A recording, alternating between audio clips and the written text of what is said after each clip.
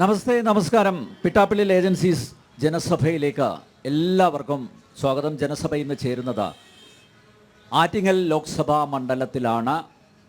ലോക്സഭാ തെരഞ്ഞെടുപ്പിൻ്റെ പശ്ചാത്തലത്തിൽ കേരളത്തിലെ 20 ലോക്സഭാ മണ്ഡലങ്ങളിലെയും ജനഹിതം അറിയാനാണ് ജനം TV ജനസഭ സംഘടിപ്പിക്കുന്നത്.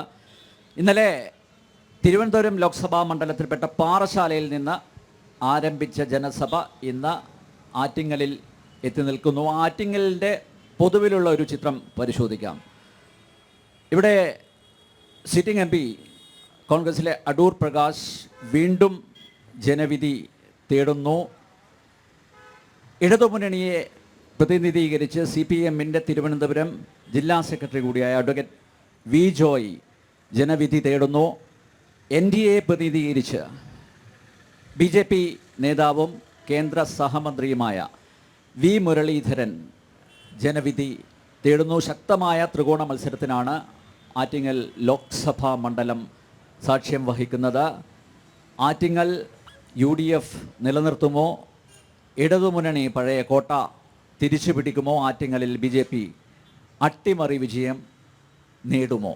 ഈ 3 ചോദ്യങ്ങളാണ് ഇന്ന് ജനസഭയിൽ ഉന്നയിക്കുന്നത്. വികസനം ഉൾപ്പെടെ വിവാദങ്ങൾ ഉൾപ്പെടെ എല്ലാ വിഷയങ്ങളും സജീവമായി ഈ തെരഞ്ഞെടുപ്പിൽ ചർച്ച ചെയ്യപ്പെടും. ഇവിടെ 3 മുന്നണികളുടെയും പ്രതിനിധികൾ ഞങ്ങളുടെ ക്ഷണം സ്വീകരിച്ച് എത്തിയിട്ടുണ്ട്. അവരെ പരിചയപ്പെടാം. UDF-ൻ്റെ പ്രതിനിധിയെ കോൺഗ്രസ് നേതാവ് അഡ്വക്കേറ്റ് തേക്കട അനിൽകുമാർ, അദ്ദേഹത്തെ സ്നേഹപൂർവ്വം സ്വാഗതം ചെയ്യുന്നു. ഇടതുമുന്നണിയെ പ്രതിനിധീകരിച്ച് തിരുവനന്തപുരം ജില്ലാ പഞ്ചായത്ത് അധ്യക്ഷൻ കൂടിയായ അഡ്വക്കേറ്റ് D സുരേഷ് കുമാർ, അദ്ദേഹത്തെയും സ്നേഹാദരങ്ങളോടെ സ്വാഗതം ചെയ്യുന്നു. NDA പ്രതിനിധീകരിച്ച് BJP നേതാവ് കൂടിയായ ശ്രീ മുളയേറ രതീഷിനെയും സ്വാഗതം ചെയ്യുന്നു. ആറ്റിങ്ങൽ ലോക്സഭാ മണ്ഡലത്തിലെ സമ്മതിദായകരെ, ഇവിടെ തടിച്ചുകൂടിയ സമ്മതിദായകരെയും സ്നേഹാദരങ്ങളോടെ ജനസഭയിലേക്ക് സ്വാഗതം ചെയ്യുന്നു. ഞാൻ ഈ സംവാദം അഡ്വക്കേറ്റ് തേക്കട അനിൽകുമാറിൽ നിന്ന് ആരംഭിക്കുകയാണ്. വികസനം മുൻനിർത്തിയാണോ ആറ്റിങ്ങലിലെ വോട്ടർമാരെ വീണ്ടും UDF അഭിമുഖീകരിക്കുന്നത്? തീർച്ചയായും ഈ തെരഞ്ഞെടുപ്പിൽ 5 വർഷങ്ങൾ ഇവിടെ പാർലമെൻ്റ് അംഗമായ ശ്രീ അടൂർ പ്രകാശ്, അദ്ദേഹം ഒരു പാർലമെൻ്റ് അംഗം എന്നുള്ള നിലയിൽ, അതോടൊപ്പം തന്നെ കേരളത്തിലെ ഒരു മികച്ച ഭരണാധികാരി എന്നുള്ള നിലയിൽ കഴിഞ്ഞ 5 വർഷത്തെ ഈ തെരഞ്ഞെടുപ്പിനെ സംബന്ധിച്ചിടത്തോളം 5 വർഷം അദ്ദേഹം ഈ നിയോജക മണ്ഡലത്തിലെ ജനസാമാന്യത്തോടൊപ്പം, ഒരുപക്ഷെ മുൻകാലങ്ങളിൽ ഒരു പാർലമെൻ്റ് അംഗത്തിൻ്റെ സാമീപ്യം ഇല്ലാതിരുന്ന ആറ്റിങ്ങൽ പാർലമെൻറ്റ് മണ്ഡലത്തിൽ ഒരു MP-യുടെ സാന്നിധ്യം, അത് വികസന കാര്യത്തിലായിരുന്നാലും തന്നെ ജനകീയ പ്രശ്നങ്ങളിലായിരുന്നാലും തന്നെ ശ്രീ അടൂർ പ്രകാശിൻ്റെ സജീവ സാന്നിധ്യത്തിൻ്റെ ആത്മവിശ്വാസത്തോടു കൂടിയാണ് UDF ഈ തെരഞ്ഞെടുപ്പിന് നേരിടുന്നത്. മറ്റ് ദേശീയ സംസ്ഥാന വിഷയങ്ങൾ, സംസ്ഥാന രാഷ്ട്രീയത്തിലൊക്കെ നിരവധി വിഷയങ്ങളുണ്ട്. കോൺഗ്രസ് പ്രതിപക്ഷത്ത് ഇരിക്കുന്നു. കോൺഗ്രസ് ഉയർത്തിക്കൊണ്ടുവന്ന നിരവധി വിഷയങ്ങളുണ്ട്. അതെല്ലാം ആറ്റിങ്ങൽ ലോക്സഭാ മണ്ഡലത്തിലെ ഈ തെരഞ്ഞെടുപ്പിൽ ചർച്ച ചെയ്യപ്പെടും. തീർച്ചയായും ചർച്ച ചെയ്യപ്പെടും, യാതൊരു സംശയമില്ല. പാർലമെൻറ്റ് തിരഞ്ഞെടുപ്പ് എന്ന് പറയുന്നത് ഒരു വലിയ ദേശീയ വിഷയമാണ്. 10 വർഷമായി ഇന്ത്യ ഭരിച്ചുകൊണ്ടിരിക്കുന്ന നരേന്ദ്രമോദിയുടെ നേതൃത്വത്തിലുള്ള BJP-യുടെ ഗവൺമെൻറ് 75 വർഷം പഴക്കമുള്ള ഈ രാജ്യത്തിൽ വരുത്തിയിട്ടുള്ള മാറ്റങ്ങൾ, ഈ രാജ്യത്ത് BJP-യുടെ 10 വർഷക്കാലം കൊണ്ട് ഈ രാജ്യത്തിന് എന്ത് നേട്ടമാണ് ഉണ്ടായി എന്നുള്ളത് ഈ തെരഞ്ഞെടുപ്പിൽ വലിയ ചർച്ചാ വിഷയമാണ്. ഇന്ത്യയുടെ പരമ്പരാഗതമായ മതേതരത്വം, ജനാധിപത്യം, സോഷ്യലിസം, ഇന്ത്യയുടെ ഭരണഘടന നേരിടുന്ന ഏറ്റവും വലിയ വെല്ലുവിളികൾ, ഇന്ത്യൻ ഫെഡറൽ സംവിധാനത്തിന് കഴിഞ്ഞ 10 വർഷമായി ഉണ്ടായ അപചയം, അതെല്ലാം തീർച്ചയായും ഈ തെരഞ്ഞെടുപ്പിൽ ചർച്ച ചെയ്യപ്പെടും. ദേശീയ രാഷ്ട്രീയത്തിൽ നമുക്കറിയാം, ഒരു ഡ്രമാറ്റിക് പ്രൈം മിനിസ്റ്റർ എന്ന് തന്നെ പറയാൻ പറ്റും. നരേന്ദ്രമോദിയുടെ ഇക്കാലം മൻ കി ബാത്തിൽ തുടങ്ങി ഇപ്പം മോദി ഗ്യാരണ്ടി അടക്കമുള്ള കാര്യങ്ങൾ ഒരുപക്ഷെ ഇന്ത്യയിലെ ജനങ്ങൾ, ഞാൻ ഈ തെരഞ്ഞെടുപ്പിൽ ഇപ്പോൾ കാണുന്ന മാധ്യമങ്ങളുടെ ഒക്കെ പല സൃഷ്ടി അനുസരിച്ച് കാണുന്ന ചിത്രങ്ങളൊന്നുമല്ല യഥാർത്ഥ ചിത്രം. ഇവിടെ ഇപ്പോൾ പറയുന്ന പല പ്രവചനങ്ങൾ, ഇതെല്ലാം തെറ്റും ഈ തെരഞ്ഞെടുപ്പിൽ. കാരണം ഇതിനേക്കാൾ വലിയ പ്രവചനങ്ങൾ 2004-ൽ BJP-യുടെ 5 വർഷത്തെ ഭരണം കഴിഞ്ഞ് ഇന്ത്യ തിളങ്ങുന്നു എന്നുള്ളൊരു മുദ്രാവാക്യത്തെ അതിജീവിച്ചുകൊണ്ടാണ് UPA 2004 ഭരണം പിടിച്ചതും 10 വർഷം ഈ രാജ്യം ഭരിച്ചതും. നരേന്ദ്രമോദി ഗവൺമെൻറ് അധികാരത്തിൽ വന്നപ്പോൾ ഈ രാജ്യത്തുണ്ടായിരുന്ന അവസ്ഥ എന്താണ്? 14 വർഷം, ഞാൻ കൂടുതൽ എടുക്കാൻ പറ്റുമോ എന്നുള്ള കാര്യത്തിൽ എനിക്ക് സംശയമുണ്ട്. എങ്കിലും ഞാൻ വളരെ അടിയുറച്ച ഒരു അഭിപ്രായം, ഈ ഒരു മതേതര ഗവൺമെന്റിന്റെ സാന്നിധ്യം ഇന്ത്യയിൽ അനിവാര്യമായ ഒരു സന്ദർഭത്തിലാണ് ഈ തെരഞ്ഞെടുപ്പ് നടക്കുന്നത്.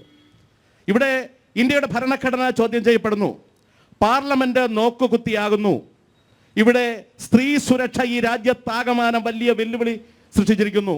ഉന്നാവൂലെ കാര്യം, ഗുസ്തി ചാമ്പ്യൻ ബ്രിജ്ഭൂഷന്റെ വിഷയം ഞാൻ ഓരോന്നോരോന്നായി പറഞ്ഞു പോകാൻ ആഗ്രഹിക്കുന്നില്ല.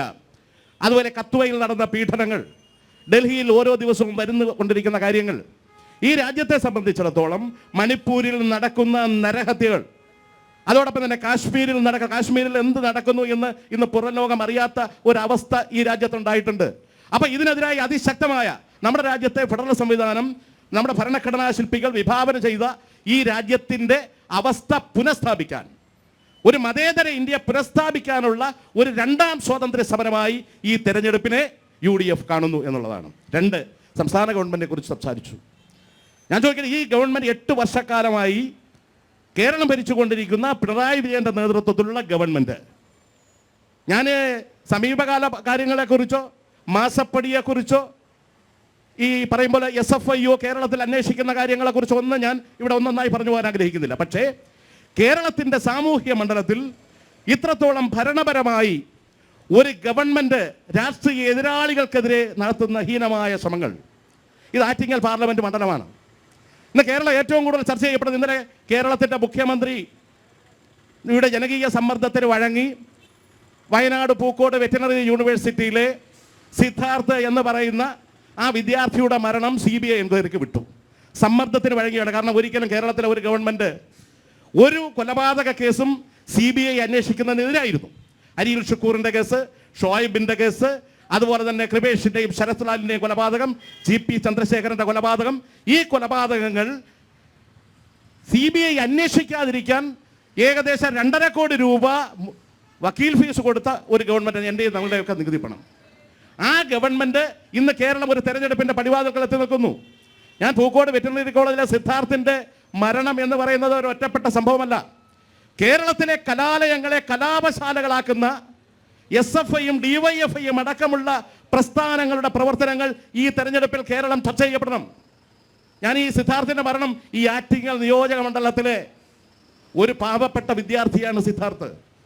നെടുമങ്ങാട് കുറക്കോട് വളരെ പാവപ്പെട്ട ഒരു കുടുംബത്തിലെ മൺപാത്ര നിർമ്മാണ സമുദായത്തിൽപ്പെട്ട ഒരു പാവപ്പെട്ട മിടുമിടുക്കനായ വിദ്യാർത്ഥി എൻട്രൻസ് പരീക്ഷയിലൂടെ അവൻ മികച്ച വിജയം നേടി പൂക്കോട് വെറ്റിനറി യൂണിവേഴ്സിറ്റിയിൽ അഡ്മിഷൻ നേടി.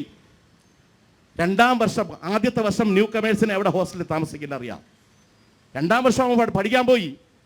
എന്താണ് SFI പോലെയുള്ള രാഷ്ട്രീയ പ്രസ്ഥാനങ്ങൾ ഇത്രത്തോളം താലിബാനിസം ഈ കേരളത്തിന്റെ മണ്ണിൽ നടപ്പിലാക്കുന്നത്? നമ്മൾ കാണേണ്ട ഒരു പ്രധാനപ്പെട്ട ഈ തെരഞ്ഞെടുപ്പിൽ ചർച്ച ചെയ്യപ്പെടേണ്ട ഒരു വസ്തുതയാണ്.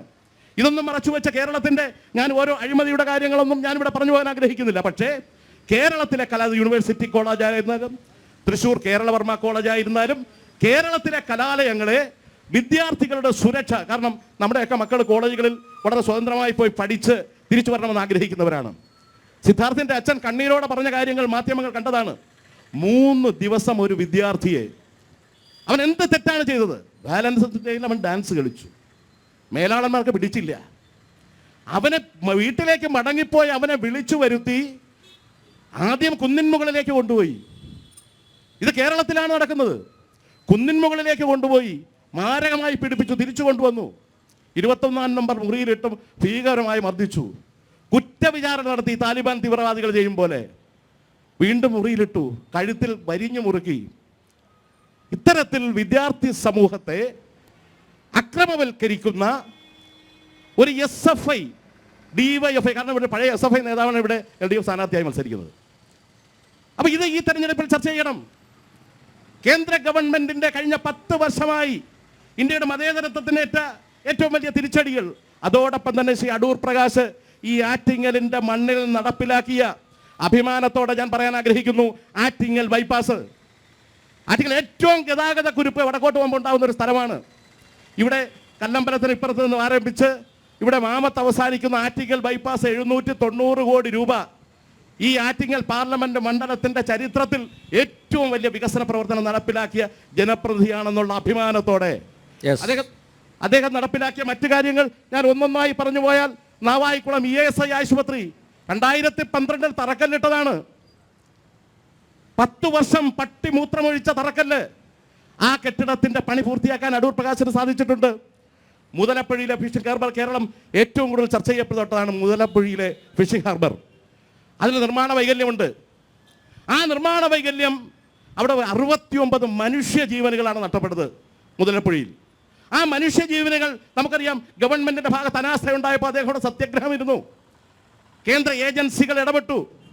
സംസ്ഥാന ഗവൺമെന്റ് അവിടെ രാത്രി ഹൈമാസ്റ്റ് ലൈറ്റ് പോലും അവിടെ സ്ഥാപിക്കാൻ കഴിയാത്ത Adoor Prakash 6 high mast light MP ഫണ്ടിൽ അവിടെ പൂർത്തീകരിച്ച് രാത്രിയിൽ വള്ളം കരയ്ക്കടുക്കാൻ പ്രകാശപൂരിതമാക്കിയ ഒരു അന്തരീക്ഷം ആ ഹാർബറിൽ ഉണ്ടാക്കിയത് ഞങ്ങളുടെ പ്രിയപ്പെട്ട അടൂർ പ്രകാശ് MP ആണ്. പിന്നെ ഞാൻ ഈ 4 റെയിൽവേ മേൽപ്പാലങ്ങൾ ഒരു ജനപ്രതി, കാരണം ഇത്തരത്തിൽ ഒരു ജനപ്രതി നെടുമങ്ങാട് ISRO, വലിയമല ISRO സ്ഥലം ഏറ്റെടുക്കുന്നതിൻ്റെ ഭാഗമായി 15 വർഷമായി സ്ഥലം വിട്ടുകൊടുത്ത ആളുകൾക്ക് പൈസ കൊടുത്തിട്ടില്ല. 69 കോടി രൂപ, 69 കോടി രൂപയുടെ സാധാരണക്കാർക്ക് കിട്ടേണ്ട വിഹിതം കേന്ദ്ര ഗവൺമെന്റിൽ നിന്ന് പിടിച്ചു വാങ്ങിക്കൊടുക്കാൻ ശ്രീ അടൂർ പ്രകാശിന് സാധിച്ചിട്ടുണ്ട്. സന്ദർഭവശാൽ ഞാൻ മറ്റൊന്ന് പറയട്ടെ. ഞാൻ നേരത്തെ പറഞ്ഞു ഏറ്റവും മികച്ച ഭരണാധികാരിയാണ്. ആറ്റിങ്ങൽ പാർലമെന്റ് മണ്ഡലത്തിലെ MP എന്നതിനുപരിയായി അടൂർ പ്രകാശ് കേരളത്തിന്റെ റവന്യൂ വകുപ്പ് മന്ത്രിയായിരുന്നു. ഈ ആറ്റിങ്ങൽ പാർലമെന്റ് മണ്ഡലത്തിൽ തിരുവനന്തപുരം ജില്ലയിൽ 4 താലൂക്ക്, ചിറയിൻകീഴ്, നെടുമങ്ങാട്, നെയ്യാറ്റിൻകര, തിരുവനന്തപുരം. ഈ ആറ്റിങ്ങൽ പാർലമെന്റ് മണ്ഡലത്തിൽ 2 താലൂക്ക്, വർക്കല താലൂക്കും കാട്ടാക്കട താലൂക്കും ഉമ്മൻചാണ്ടി കേരളത്തിന്റെ മുഖ്യമന്ത്രി ആയപ്പോൾ ശ്രീ അടൂർ പ്രകാശ് റവന്യൂ മന്ത്രി ആയിരുന്നപ്പോൾ ഇവിടെ നമുക്ക് അനുവദിച്ചു തന്നതാണ്. അതുകൊണ്ടാണ് ഞാൻ പറഞ്ഞത്, ഒരു പാർലമെന്റ് അംഗം എന്നുള്ള നിലയിൽ ഞങ്ങൾ അഭിമാനത്തോടെ പ്രൈം മിനിസ്റ്റർ PMDS റോഡ് ജില്ലാ പഞ്ചായത്ത് പ്രസിഡന്റ് ഇവിടെ ഉണ്ട്. ഏകദേശം 37 കോടി രൂപയുടെ റോഡ് വികസനം ഈ അടൂർ പ്രകാശിന്റെ മണ്ഡലത്തിൽ നടപ്പിലാക്കാൻ അദ്ദേഹത്തിന് സാധിച്ചിട്ടുണ്ട്. ഞാൻ ഓരോന്നോരോന്നായി പറഞ്ഞു പോകണേ. അതുകൊണ്ട് ഈ തെരഞ്ഞെടുപ്പിൽ കഴിഞ്ഞ തവണ 40,000 വോട്ടിന്റെ ഭൂരിപക്ഷമാണ് ശ്രീ അടൂർ പ്രകാശിന് കിട്ടിയതെങ്കിൽ അതിന്റെ ഇരട്ടിയിലേറെ ഭൂരിപക്ഷത്തിൽ വിജയിക്കുമെന്നുള്ള ആത്മവിശ്വാസത്തോടെയാണ് UDF ഈ തെരഞ്ഞെടുപ്പിനെ നേരിടുന്നത്. യെസ്, അഡ്വക്കേറ്റ് സുരേഷ് കുമാർ, ഉന്നാവ്, ഹത്രാസ് ഒക്കെ പരാമർശിച്ചു. പക്ഷേ വാളയാറും ആലുവയൊന്നും അദ്ദേഹം പരാമർശിച്ചില്ല. ഇന്ത്യ സഖ്യത്തിൻ്റെ ഭാഗമായതുകൊണ്ടായിരിക്കും ഒരുപക്ഷെ ആ സ്നേഹവും മമതയൊക്കെ നിങ്ങളോടുണ്ട്. യെസ്, ഇവിടെ നമുക്കറിയാം ആറ്റിങ്ങൽ പഴയ ചിറയൻകീഴ് അത് ഇടതുമുന്നണിയുടെ കോട്ടയായിരുന്നു. അപ്പോൾ അത് തിരിച്ചു പിടിക്കാൻ വേണ്ടിയാണോ നിങ്ങളുടെ പാർട്ടിയുടെ ജില്ലാ സെക്രട്ടറി തന്നെ ഇറക്കിയിരിക്കുന്നത്? വികസനം തന്നെയാണോ ഇവിടെ ചർച്ചാ വിഷയമാവുക? മാത്രമല്ല, സംസ്ഥാന സർക്കാരിൻ്റെ ഭരണം ഈ തെരഞ്ഞെടുപ്പിൽ വിലയിരുത്തപ്പെടില്ലേ?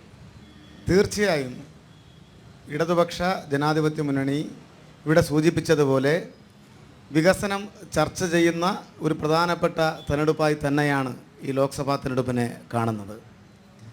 ഈ ആറ്റിങ്ങൽ മണ്ണിന് ഏറെ സുപരിചിതനായ ബാലസംഘം മുതൽ ഹൈസ്കൂൾ വിദ്യാഭ്യാസ കാലഘട്ടത്ത് SFI സംഘടനാ പ്രവർത്തകനായി പിന്നീട് തലസ്ഥാന നഗരിയിൽ കേരളത്തിലെ പാവപ്പെട്ടവൻ്റെ മക്കളുടെ വിദ്യാഭ്യാസ അവകാശം സംരക്ഷിക്കുന്നതിന് വേണ്ടി ത്യാഗോജ്ജലമായിട്ടുള്ള ഒരു 100 സമര പോരാട്ടങ്ങൾക്ക് നേതൃത്വം നൽകി ത്യാഗസുരഭിലമായൊരു സംഘടനാ ജീവിതം കൈമുതലാക്കിയിട്ടുള്ള പ്രിയങ്കരനായ കമ്മ്യൂണിസ്റ്റ് പാർട്ടി ഓഫ് ഇന്ത്യ മാർക്സിസ്റ്റിൻ്റെ തിരുവനന്തപുരം ജില്ലാ കമ്മിറ്റിയുടെ അമരക്കാരനായിട്ടുള്ള സഖാവ് അഡ്വക്കേറ്റ് V. ജോയ് MLA ആണ് ഈ ലോക്സഭാ മണ്ഡലത്തിൽ ഇടതുപക്ഷ ജനാധിപത്യ മുന്നണിയുടെ സ്ഥാനാർത്ഥിയായി മത്സരിക്കുന്നത്. ഈ പ്രദേശത്തിന് തൊട്ടടുത്തുള്ള അഴൂർ ഗ്രാമപഞ്ചായത്തിൽ 2 തവണ ഗ്രാമപഞ്ചായത്ത് പ്രസിഡൻ്റായി, പിന്നീട് ചിറയിൻകീഴ് ബ്ലോക്ക് പഞ്ചായത്തിൻ്റെ പ്രസിഡൻ്റായി, തിരുവനന്തപുരം ജില്ലാ പഞ്ചായത്ത് അംഗമായി. തിരുവനന്തപുരം ജില്ലാ പഞ്ചായത്ത് അംഗമായിരിക്കുമ്പോൾ 2016 വർക്കലയിൽ നടന്ന കേരള നിയമസഭാ തെരഞ്ഞെടുപ്പിൽ വർക്കലയിൽ നിന്നും തിരഞ്ഞെടുക്കപ്പെടുകയും 2021 ഭൂരിപക്ഷം ബഹുദൂരം വർദ്ധിപ്പിച്ച് ഇപ്പോഴും വളരെ മനോഹരമായി ഈ നാടിൻ്റെ വികസന പന്താവിൽ തൻ്റേതായിട്ടുള്ള വ്യക്തിമുദ്ര പതിപ്പിച്ച് മുന്നോട്ട് പോയിക്കൊണ്ടിരിക്കുന്ന പ്രിയങ്കരനായ സ്ഥാനാർത്ഥിയാണ് ഇടതുപക്ഷ ജനാധിപത്യ മുന്നണിക്ക് വേണ്ടി ഇവിടെ മത്സരിക്കുന്നത് എന്നത് അഭിമാന പുരസ്സരം ഞാൻ ഇവിടെ ചൂണ്ടിക്കാണിക്കുകയാണ്. ആറ്റിങ്ങൽ മണ്ഡലത്തിൻ്റെ പ്രത്യേകത എന്താണ്? കഴിഞ്ഞ 5 വർഷക്കാലം UDFൻ്റെ അംഗമാണ് പാർലമെൻറ്റിനെ പ്രതിനിധീകരിച്ചിരുന്നത്. അദ്ദേഹത്തിൻ്റെ പ്രത്യേകത എന്ന് പറയുന്നത് ഇവിടെ സൂചിപ്പിക്കപ്പെട്ടതുപോലെയല്ല, ആറ്റിങ്ങലിലുമില്ലായിരുന്നു അദ്ദേഹം, ഇന്ത്യൻ പാർലമെൻറ്റിലും ഇല്ലായിരുന്നു. അതാണ് വസ്തുത. എത്രയൊക്കെ കൊട്ടിഘോഷിച്ചാലും ശരി, ഈ ആബ്സെൻസ് ഈ നാട്ടിലെ ജനങ്ങൾ ചർച്ച ചെയ്യുക തന്നെ ചെയ്യും. അത് തന്നെയായിരിക്കും ഈ തെരഞ്ഞെടുപ്പിൽ ഏറ്റവും അധികം ജനങ്ങൾ വിലയിരുത്താൻ വേണ്ടി പോകുന്നത്. ആറ്റിങ്ങൽ പാർലമെൻറ്റ് മണ്ഡലത്തിൻ്റെ ചരിത്രം എന്താണ്? ഇവിടെ രാഷ്ട്രീയം പറയാതെ മറ്റു പല കാര്യങ്ങളും ഈ കല്ല് വെച്ച നുണ, ഒരു കള്ളം 100 തവണ പറഞ്ഞാൽ സത്യമായി തീരും എന്ന നിലയിലുള്ള ഗീബൽസിയൻ സിദ്ധാന്തം തുടർച്ചയായി UDF-ൻ്റെയും BJP-യുടെയും നേതാക്കന്മാർ പറഞ്ഞുകൊണ്ടിരിക്കുന്നതിന് പിന്നിൽ വസ്തുത പുറത്തു വരരുത് എന്ന നിർബന്ധ ബുദ്ധി അവർക്കുള്ളത് കൊണ്ടാണ്. ആറ്റിങ്ങൽ പാർലമെൻറ്റ് മണ്ഡലത്തിൻ്റെ ചരിത്രം എന്താണ്? ഇന്ത്യൻ പാർലമെൻറ്റിന് മികച്ച പാർലമെൻറ്റേറിയന്മാരെ സംഭാവന ചെയ്ത ഒരു പാർലമെൻറ്റ് മണ്ഡലമാണ് ആറ്റിങ്ങൽ പാർലമെൻറ്റ് മണ്ഡലം. Varkala Radhakrishnan, advocate A. സമ്പത്ത്, സുശീല ഗോപാലൻ, തലേക്കുന്നിൽ ബഷീർ, ഇങ്ങനെ ഈ മണ്ഡലത്തിൻ്റെ ജീവസ്പന്ദനം തിരിച്ചറിഞ്ഞിട്ടുള്ള ആളുകളാണ് ഇവിടെ നിന്ന് ജനപ്രതിനിധികളായി ജയിച്ചു പോയിട്ടുള്ളത്. നിങ്ങൾ ആലോചിച്ച് നോക്കൂ, ഈ MP ഈ നാടിന് വേണ്ടി എന്തു സംഭാവനയാണ് ഈ നാടിന് നൽകിയത്? ചുമ്മാ എന്തെങ്കിലും കള്ളം പറഞ്ഞിട്ട് ഒരു കാര്യവുമില്ല, ഒരു കാര്യവും ചെയ്തിട്ടില്ല. ഇവിടെ ചെയ്യണമെങ്കിൽ ഈ മണ്ഡലത്തിൻ്റെ ഒരു വ്യാപ്തിയെ സംബന്ധിച്ച് നമുക്കറിയാം. വർക്കല മുതൽ കാട്ടാക്കട വരെ ഇങ്ങനെ കിടക്കുന്ന ഒരു വലിയ അതിവിശാലമായിട്ടുള്ള മണ്ഡലമാണ്. ഈ മണ്ഡലത്തിൽ എവിടെയെങ്കിലും MP-യുടെ MP ലാഡ്സ് ഫണ്ട് ഉപയോഗിച്ച്, പ്രാദേശിക വികസന ഫണ്ട് ഉപയോഗിച്ച് ഏതെങ്കിലും തരത്തിൽ ചൂണ്ടിക്കാണിക്കാൻ കഴിയുന്ന ഒരു വികസന പ്രവർത്തനം സാധ്യമാക്കിയിട്ടുണ്ടോ എന്ന പരിശോധനയാണ് ഈ ജനസഭ നടത്തേണ്ടത്. ഏറ്റവും പ്രധാനം, നമുക്കിവിടെ നിരവധിയായിട്ടുള്ള പൊതുവിദ്യാഭ്യാസ സ്ഥാപനങ്ങളുണ്ട്. ആ പൊതുവിദ്യാഭ്യാസ സ്ഥാപനങ്ങളിൽ എവിടെയെങ്കിലും ഒരു കെട്ടിടം ശ്രീ അടൂർ പ്രകാശ് MP-യുടെ നാമധേയത്തിൽ കെട്ടി ഉയർത്തിയിട്ടുണ്ട് എങ്കിൽ ഞങ്ങളുടെ അഭിപ്രായം പിൻവലിക്കാൻ തയ്യാറാണ്. അതുപോലെ തന്നെ സ്കൂളിന് ഓഡിറ്റോറിയം, സ്കൂളുകൾക്ക് ബസ്, കമ്പ്യൂട്ടർ ലാബ്, ഇത് ഭാവി കേരളത്തെ അല്ലെങ്കിൽ ഭാവി ഭാരതത്തെ, ഭാവി ഇന്ത്യയെ നിർണ്ണയിക്കുന്നതിൽ അതിനിർണായകമായ പങ്ക് വഹിച്ചുകൊണ്ടിരിക്കുന്ന കേരളത്തിൻ്റെ പൊതുവിദ്യാഭ്യാസ സ്ഥാപനങ്ങൾക്ക് ഏതെങ്കിലും രൂപത്തിലുള്ള നയാ പൈസയുടെ സഹായം ചെയ്യാൻ ശ്രീ അടൂർ പ്രകാശിന് സാധിച്ചിട്ടുണ്ടോ എന്നുള്ളതാണ് ഇവിടെ ആദ്യം പ്രാഥമികമായി വ്യക്തമാക്കേണ്ടത്. അതൊന്നും തന്നെ ചെയ്തിട്ടില്ല എന്ന് മാത്രമല്ല, ഇപ്പോഴും നമ്മൾ ഈ മണ്ഡലത്തിലുടനീളം സഞ്ചരിക്കുമ്പോൾ ശ്രീ വർക്കല രാധാകൃഷ്ണൻ്റെയും ശ്രീ സമ്പത്ത് MP-യുടെയും അതുപോലെ തന്നെ ബഹുമാനപ്പെട്ട ഈ സമീപകാലത്ത് 1.5 വർഷക്കാലം മാത്രമേ ആയിട്ടുള്ളൂ രാജ്യസഭയിലേക്ക് ജയിച്ചു പോയിട്ടുള്ള A. റഹീം MP-യുടെയും ഒക്കെ നാമധേയത്തിലുള്ള കെട്ടിടങ്ങളും വാഹനങ്ങളും ആംബുലൻസും സ്കൂൾ ബസ്സുമാണ് ഈ നിരത്തുകളിലൂടെ ഓടുന്നതും നമുക്ക് കാണാൻ കഴിയുന്നതുമായിട്ടുള്ള കാഴ്ച എന്നുള്ളത് നാം മറക്കാൻ വേണ്ടി പാടുള്ളതല്ല. വികസന പദ്ധതികൾ 7 നിയമസഭാ മണ്ഡലങ്ങൾ ഇവിടെയുണ്ട്. ഈ മണ്ഡലങ്ങളിൽ കൃത്യമായി എത്തിക്കാൻ ഇടതുപക്ഷ ജനാധിപത്യ മുന്നണി ഗവൺമെൻറ്റിന് സാധിച്ചതിൻ്റെ ഭാഗമായിട്ടാണ് ഈ കഴിഞ്ഞ നിയമസഭാ തിരഞ്ഞെടുപ്പിൽ 2021 നിയമസഭാ തിരഞ്ഞെടുപ്പിൽ 1.25 ലക്ഷത്തിലധികം വോട്ടിൻ്റെ ഭൂരിപക്ഷത്തിൽ 7 നിയമസഭാ മണ്ഡലങ്ങളിലും ഇടതുപക്ഷ ജനാധിപത്യ മുന്നണി സ്ഥാനാർത്ഥികളെ അഭിമാന പുരസ്സരം ഈ നാട് തിരഞ്ഞെടുത്തത് എന്നതുകൂടി നാം ഈ അവസരത്തിൽ ഓർക്കേണ്ടതായിട്ടുണ്ട്. അത് കഴിഞ്ഞ ലോക്സഭാ തിരഞ്ഞെടുപ്പിൽ പറ്റിയ കൈത്തെറ്റ് അവർ തിരുത്തുകയായിരുന്നു. നമുക്കറിയാം, MP പല പദ്ധതികൾക്കകത്തും ഇടതുപക്ഷ ജനാധിപത്യ മുന്നണി ഗവൺമെൻറ് കൊണ്ടുവരുന്ന പല പദ്ധതികൾക്കകത്തും ഇടങ്കോലിടുന്ന പണി മാത്രമേ ഈ നാട്ടിൽ കാണിച്ചിട്ടുള്ളൂ എന്നുള്ളത് ഈ നാട്ടിലെ മുഴുവൻ ആളുകൾക്കും അറിയാവുന്ന കാര്യമാണ്. ആറ്റിങ്ങൽ പാർലമെൻറ്റ് മണ്ഡലത്തിൻ്റെ വികസനത്തിനായി ഒന്നും ചെയ്യാത്ത ഒരു MP-യെ ഈ നാടിന് ആവശ്യമില്ല എന്നാണ് ഈ നാട് പ്രഖ്യാപിക്കുന്നത്. നമുക്കറിയാം, ആറ്റിങ്ങൽ എല്ലായ്പ്പോഴും എല്ലാ ഘട്ടത്തിലും ഞാൻ നേരത്തെ സൂചിപ്പിച്ചതുപോലെ മികച്ച പാർലമെൻറ്റേറിയന്മാരെ സംഭാവന ചെയ്ത നാടാണ്. അതുകൊണ്ട് തന്നെ ഈ നാടിൻ്റെ വികസന പന്താവിൽ ഈ നാടിലെ പാവപ്പെട്ട വിദ്യാർത്ഥികളുടെ അവകാശങ്ങൾ സംരക്ഷിക്കുന്നത് തൊട്ട് യുവജന നേതാവായി, പിന്നീട് ഈ നാടിൻ്റെ തന്നെ പൊതുജനാധിപത്യ പ്രസ്ഥാനത്തിൻ്റെ കമ്മ്യൂണിസ്റ്റ് പാർട്ടിയുടെ ജില്ലാ സെക്രട്ടറിയായി, മുഴുവൻ സമയ പ്രവർത്തകനായി നാട്ടിൽ നിറഞ്ഞു നിൽക്കുന്ന, അക്ഷരാർത്ഥത്തിൽ ഈ നാട്ടിലെ ഓരോ ആളുകളെയും പേരെടുത്ത് വിളിക്കാൻ കഴിയുന്ന നിലയിലുള്ള സ്വാതന്ത്ര്യവും പരിചയവുമുള്ള പ്രിയങ്കരനായ സ്ഥാനാർത്ഥി അഡ്വക്കേറ്റ് V. ജോയ് ഇവിടെ ജയിക്കുമെന്നുള്ള കാര്യം തർക്കമില്ല. അപ്പോഴാണ് ചുമ്മാ കള്ളക്കഥകൾ ഈ നാട്ടിൽ പ്രചരിച്ചുകൊണ്ടിരിക്കുന്നത്. നിങ്ങൾ ആലോചിച്ച് നോക്കൂ, സിദ്ധാർത്ഥിൻ്റെ മരണത്തിൽ ആർക്കാണ് ദുഃഖമില്ലാത്തത്? ആർക്കാണ് സങ്കടമില്ലാത്തത്? ഇവിടെ SFI-ക്കാരെ കുറിച്ച് പറഞ്ഞു. 1-2 SFI-ക്കാർ ആ പ്രകടനത്തിൽ പങ്കെടുക്കുന്ന ആളുകൾ അതിൽ ആ കൊള്ളരുതായ്മയിൽ, ആ തെറ്റിൽ പങ്കെടുത്തിട്ടുണ്ട് എന്ന് ഞങ്ങൾ മനസ്സിലാക്കുന്നു. തീർച്ചയായും ഈ സംഘടന അവരെ പടിയടച്ച് പുറത്താക്കി. അതിലേറെ ആളുകൾ KSUവിൻ്റെ പ്രവർത്തകർ ഈ കൊലപാതകത്തിൽ നേരിട്ട് പങ്കെടുത്തിട്ടുണ്ട്. കോൺഗ്രസിൻ്റെ നേതാക്കന്മാരുടെ മക്കൾ ഈ കൊലപാതകത്തിൽ നേരിട്ട് പങ്കെടുത്തിട്ടുണ്ട്. എന്തേ പ്രിയപ്പെട്ട തേക്കട അനിൽ അത് ബോധപൂർവം മറന്നുപോകുന്നു? നിങ്ങൾക്ക് ഓർമ്മയില്ലേ, KPCCയുടെ പ്രസിഡന്റ് ശ്രീ K. സുധാകരൻ, അവിടെ ഇടുക്കിയിൽ പ്രിയപ്പെട്ട ഒരു വിദ്യാർത്ഥി ധീരജ് മരണപ്പെട്ടപ്പോൾ ആ കൊല ചെയ്ത നിഖിൽ പൈലിയെ ഞാൻ മാറോട് ചേർത്ത് പിടിക്കുമെന്ന് പറഞ്ഞ് ഈ കേരളത്തിൻ്റെ മനസാക്ഷിയെ ചോദ്യം ചെയ്യുന്ന സമീപനം സ്വീകരിച്ചത്. ഇത് ഇവരുടെ ഒരു ശൈലിയാണ്. കണ്ണടച്ചിരുട്ടാക്കുക. നടന്നുപോയ സംഭവത്തിൽ ഇല്ലാ കഥകൾ ചേർത്ത് വെച്ച് അതിൽ കമ്മ്യൂണിസ്റ്റ് പാർട്ടിക്കും വിദ്യാർത്ഥി സംഘടനയ്ക്കുമൊക്കെ പങ്കുണ്ട് എന്ന് വരുത്തി തീർത്ത് ഈ നാട്ടിൽ ഇല്ലാത്ത കലഹങ്ങൾ ഉണ്ടാക്കിയെടുക്കുന്നതിന് വേണ്ടിയിട്ടുള്ള ബോധപൂർവമായ പരിശ്രമമാണ്. ആ പരിശ്രമം ഈ നാട്, ജനാധിപത്യ കേരളം തിരിച്ചറിയുക തന്നെ ചെയ്യും എന്നാണ് ഞങ്ങൾ വിശ്വസിക്കുന്നത്. തീർച്ചയായും ഞങ്ങളുടെ പ്രിയങ്കരനായ സ്ഥാനാർത്ഥി, ഞാൻ ഒരിക്കൽ കൂടി പറയുന്നു, ഈ നാടിന് ഒരു മുഖവരയുടെ ആവശ്യമില്ലാത്ത പ്രിയങ്കരനായ അഡ്വക്കേറ്റ് വി ജോയ് വൻ ഭൂരിപക്ഷത്തോടു കൂടി തിരഞ്ഞെടുക്കപ്പെടുമെന്നുള്ള കാര്യത്തിൽ ഞങ്ങൾക്കാർക്കും യാതൊരുവിധ സംശയവുമില്ല. യെസ്, രതീഷ്, അട്ടിമറി വിജയമാണോ BJP പ്രതീക്ഷിക്കുന്നത്? BJP ഈ മണ്ഡലത്തിൽ വോട്ടർമാരുടെ മുന്നിൽ അവതരിപ്പിക്കുന്ന വാഗ്ദാനങ്ങൾ എന്തൊക്കെയാണ്? നമ്മുടെ രണ്ട് രാഷ്ട്രീയ പാർട്ടികളുടെയും പ്രതിനിധികൾ സൂചിപ്പിച്ചതുപോലെ അവരവരുടേതായിട്ടുള്ള സ്ഥാനാർത്ഥികളും വരാൻ പോകുന്ന പാർലമെൻറ്റ് തെരഞ്ഞെടുപ്പിൽ വിജയിക്കുമെന്ന് തന്നെയാണ് പറയാറ്. സ്വാഭാവികമാണ്, അല്ലാതെ പരാജയപ്പെടാറ് എന്നാരും പറയാറില്ല. പക്ഷേ ആറ്റിങ്ങൽ പാർലമെൻറ്റിലെ സാധാരണപ്പെട്ട വോട്ടർമാർ അവർ ചിന്തിക്കുന്നത് ഈ 2024 നടക്കുന്ന പാർലമെൻറ്റ് തെരഞ്ഞെടുപ്പിൽ രാജ്യത്തുണ്ടാകാൻ പോകുന്ന സർക്കാരിൻ്റെ ഭാഗമാകാൻ കഴിയുന്ന ഒരു പാർലമെൻറ്റേറിയനെയാണ് ആറ്റിങ്ങലിലെ ജനത ഉദ്ദേശിക്കുന്നത് എന്നുള്ള കാര്യത്തിൽ തർക്കമില്ല. അങ്ങനെയാണെങ്കിൽ 2024 ഈ രാജ്യത്ത് അധികാരത്തിൽ വരാൻ പോകുന്ന സർക്കാർ ആരെന്ന് ബഹുമാനപ്പെട്ട അനിൽ, നമ്മുടെ ഈ പരിപാടി നിയന്ത്രിക്കുന്ന വ്യക്തി തന്നെ രഹസ്യമായി ഇവിടെ ഇറങ്ങി ഒരു സർവേ നടത്തിയാൽ ആരാണ് ഈ രാജ്യത്ത് പ്രധാനമന്ത്രിയാകുന്നത്, ആരുടെ സർക്കാരാണ് 2024 ഈ രാജ്യത്ത് വരുന്നതെന്ന് ചോദിച്ചാൽ കൃത്യമായി അവർക്ക് പറയാൻ കഴിയും. രാജ്യത്ത് വരാൻ പോകുന്ന സർക്കാർ ശ്രീമാൻ നരേന്ദ്രമോദി നേതൃത്വം കൊടുക്കുന്ന അടുത്തൊരു സർക്കാർ കൂടിയാണ് എന്ന് കൃത്യമായി പറയാൻ കഴിയും.